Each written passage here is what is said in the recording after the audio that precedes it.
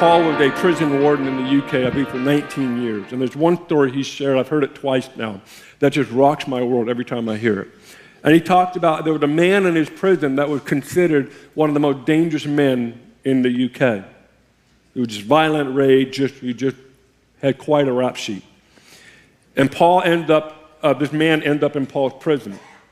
And Paul described the story where he's in a room and he's bound up. He's, bound up, chains and everything, obviously bound up. And Paul walks in and said, "Take the chains off of him." And the people, "Are you sure? I mean, this is the most dangerous guy in the country right now." Paul says, "Take him off. Take him off right now." And the story goes like this, where Paul got on the ground and looked at this man in his eyes. And he spent, I don't know how much time he spent, but he spent a length of time telling this man the good inside of him. What was he doing? He was looking past the most dangerous man in the country and go, okay, what did God create this man for? What's the likeness? What's the piece of God that God wanted people to see through this man? What is that? And Paul spent this time, and from what I understand, that man actually ended up becoming a man of honor, integrity, and so on and so forth, because someone took the time to recognize.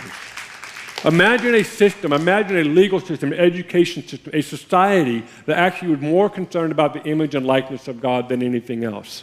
Now, does it mean we become less tolerant of sin? Absolutely not. I am finding myself, I've been a believer my entire life. Literally. It's just my upbringing. I have followed the Lord with all of my heart, all of my mind, all of my strength for as long as I can remember. And I am finding myself more disgusted with sin now that I'm beginning to see the original design.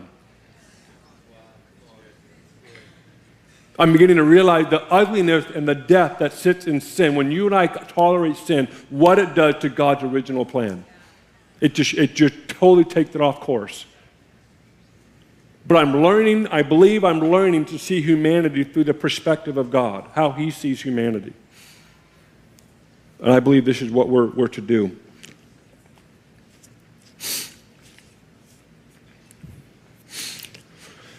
To the religious leaders, Jesus was guilty by association. We talked about this a few months ago. In the kingdom, you're no longer, when the light is in you, when Christ is in you, you aren't guilty by association anymore. This is why Jesus was called a wine bibber, tax collector, a glutton. Why? Because he spent a lot of time with them. So to the religious leaders, he was guilty by association. To the people, Jesus was considered a friend and a savior. If your theology doesn't cause you to love humanity more, then you need to change your theology.